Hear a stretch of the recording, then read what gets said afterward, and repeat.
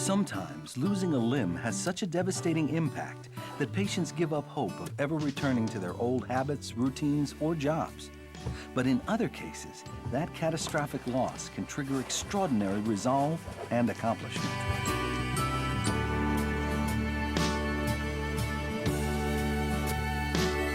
Andrew Lourake was once a pilot with the Special Air Missions Fleet.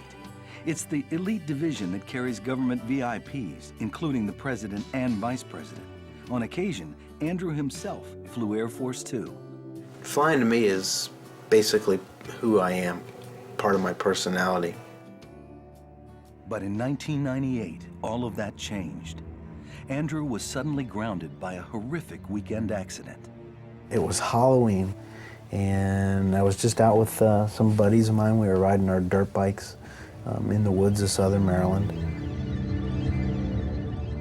The motorcycle malfunctioned and the throttle hung wide open on me, launched me about 15 feet in the air. I actually thought I broke both my legs at that point. I was in a great deal of pain.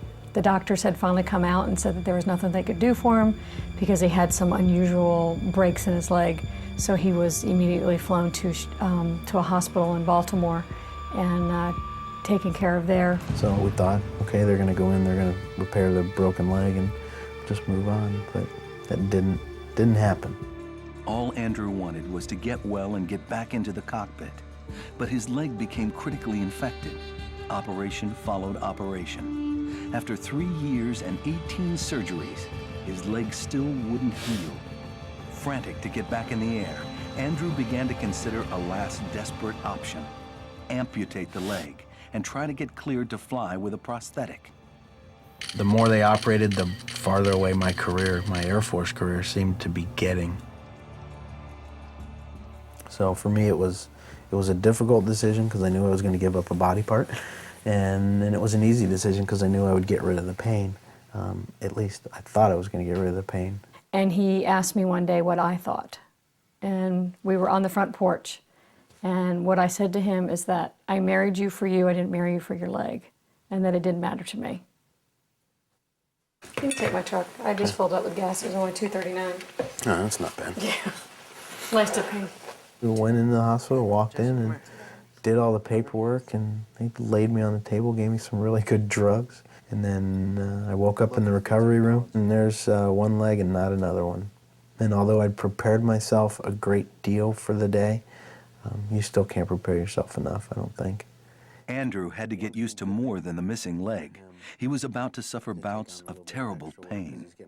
A lot of amputees face months, even years of bewildering, sharp pain that seems to come from the limb that's no longer there. Doctors call it phantom pain, and it's one of the real lasting ordeals of amputation. Andrew and Lisa tried all sorts of tricks to fight the phantom pain, including using a mirror to fool the mind by looking at a healthy, intact second leg. Nothing worked. For the first 2 months, it was excruciating. And in fact, I made Lisa take all the guns out of the house because it had just gotten so bad, and being under all the drugs that I was under. And I was a little bit scared for myself, not knowing what might happen. Through all the crippling pain, Andrew stubbornly clung to his dream of being restored to flight duty. But no Air Force pilot had ever made it back to the cockpit after an above-knee amputation. I knew it was going to be a difficult process, and I knew what it would take was basically me proving myself so that I could convince other people that I'd be able to do it. Andrew knew his only chance was to find the right prosthetic leg and learn how to use it. When Andrew Lourake lost his leg in 1998, the Air Force took him off active flight status and assigned him a desk job. Lt, good morning. Morning, Colonel. How you doing? Good. You? I'm doing good, sir. Thank you. So what's on the board for next week? But after Elliot got him walking on his computerized sea leg, Andrew got right back to chasing his one goal, to get back in the sky. Yes. I wanted to make sure that I could do the job safely because I wasn't going to put anybody else's lives in danger just for me to prove a point. Before we're going out there. The Air Force had never restored an above-knee amputee to flight status. Not only that, the unit Andrew was working to get back into was the Special Air Missions Fleet, the flight group which includes Air Force One. The people that we're basically required to carry from here are our nation's leadership, whether it be military or civilian. And it's basically to get them to and from places that they need to go to carry out their diplomatic mission. The stakes could not have been higher. Before the Air Force would trust Andrew with the lives of America's highest-ranking officials, flight surgeons put him through weeks of tests and flight simulations to study his stamina and his reflexes compared to able-bodied pilots. And they put me through every scenario that we possibly could do. And there hasn't been any issues whatsoever with either my biological leg or my sea leg. Andrew got his answer in June 2004. Actually, I was in Florida in a hotel with Lisa when I got the phone call. We were visiting my folks, and the call came over my cell phone that it had been approved. So, we both started jumping up and down, literally. But Andrew still had to pass the toughest milestone of all, his first flight.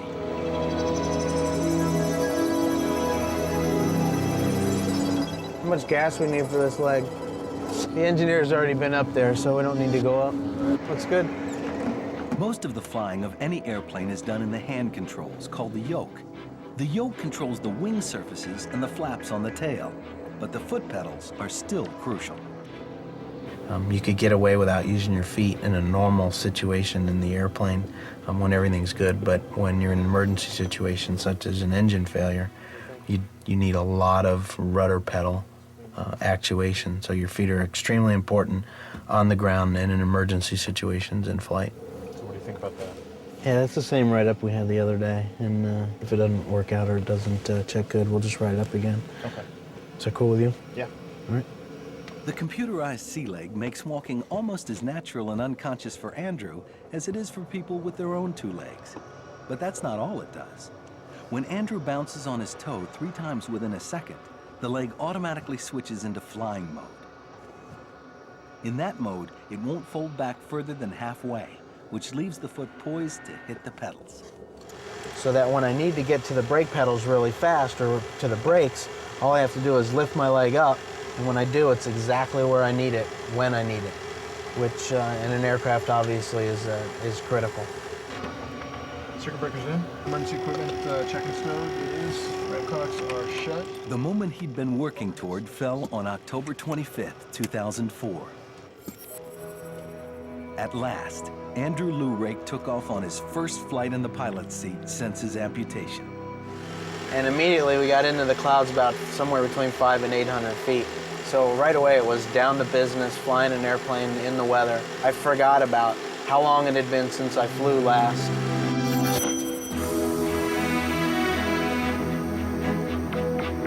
After I landed and taxied into the hangar, when they had pulled me up, there was a large crowd there waiting for me. And it just so happened that I had my handicap placard that I use in my car in my bag. I put the handicap placard right here in the window and looked downstairs, and everybody got a pretty big kick and a good laugh out of that. The technology in the prosthetic, as well as all the good physical therapy behind me, is what enabled me to return to the cockpit. And the sea leg having the second mode to it was what the Air Force looked at to me being able to quickly actuate the rudders and the brakes. Had I just had a normal prosthetic, I don't think I'd be in the cockpit at this point. Today, as one of the most prominent amputees in military service, Andrew has taken on a new mission. He's becoming a coach, a counselor, and a confidence builder for men and women who have lost limbs in the war overseas. We're gonna have to talk about your future here. How's the sea leg side doing? You getting used to that or what? When did you lose the crutches? You're now a role model for a lot of people. Nobody wants to get beat by a guy with one leg. So the motivation for everybody else is incredible. If I had the choice to go back and get my leg back, I don't think that I would do it at this point. My life has changed, and in my opinion, for the better. Because I've been able to help other people is the first thing that's mostly important to me. And then actually being able to get back in the cockpit again.